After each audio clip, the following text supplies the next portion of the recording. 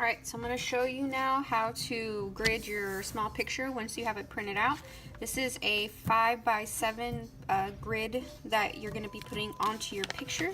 So what you're going to do is you're going to take the paper, and your other paper is going to be folded in half like so, so it should look something like this.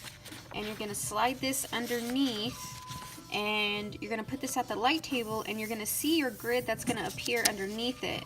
And you can kind of push your grid around to make sure it's on the parts that you want it to be inside of the grid. So it looks like right here is perfect. And what I'm going to do now is, you can actually see the grid coming through the paper. You're going to basically take your ruler here, and you're going to pretty much just transfer this grid onto this piece of paper. So I'm gonna go ahead and take my ruler, and I have 2 fingers here and my thumb here to hold it in place. I have just a marker here, a thin marker. You can also use a pencil, and basically all I'm gonna do is I'm gonna go on top, and I'm going to trace that grid onto this paper.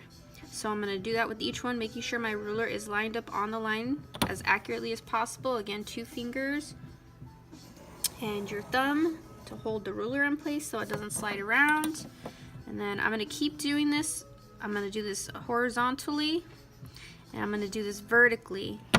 And most of the time when you do a grid, you have to measure it and everything, and the only time you're going to do that is on the larger grid. So this is the easier part.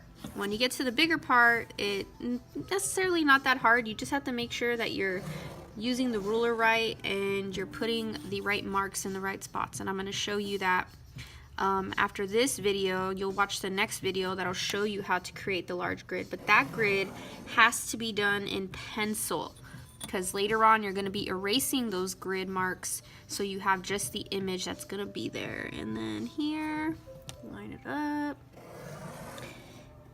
and go like this. Okay, so now I'm gonna keep it in place. I don't want it to move. I'm gonna turn this around the other way, and then I'm gonna go across now with my ruler, making sure I'm lined it up on here. Don't try to rush through this, because the more accurate your grid is, the more accurate your drawing will be. So just keep that in mind when you are doing this. And obviously don't put your thumb in the way of when you're drawing. I just almost did that right now.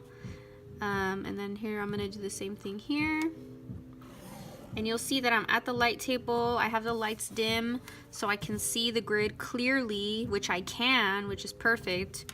Usually I'll have students trace it on a transparent sheet and put it all through there, but I found out this method works a lot better, and I can just recycle these pieces of paper for other students to use rather than having, 81 little plastic sheets floating around everywhere. I end up finding everywhere. And I'm gonna go here, and then I'm gonna go here as well.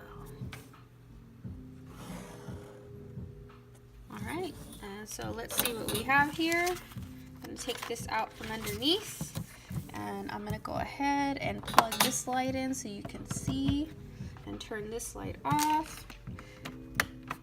And there you have it. So now you have your image gridded, and here you can go ahead and just number 1, 2, 3, 4, 5, A, B, C, D, E, F, and G. And there you go, you've gridded your small grid. Alright, let me know if you have any questions.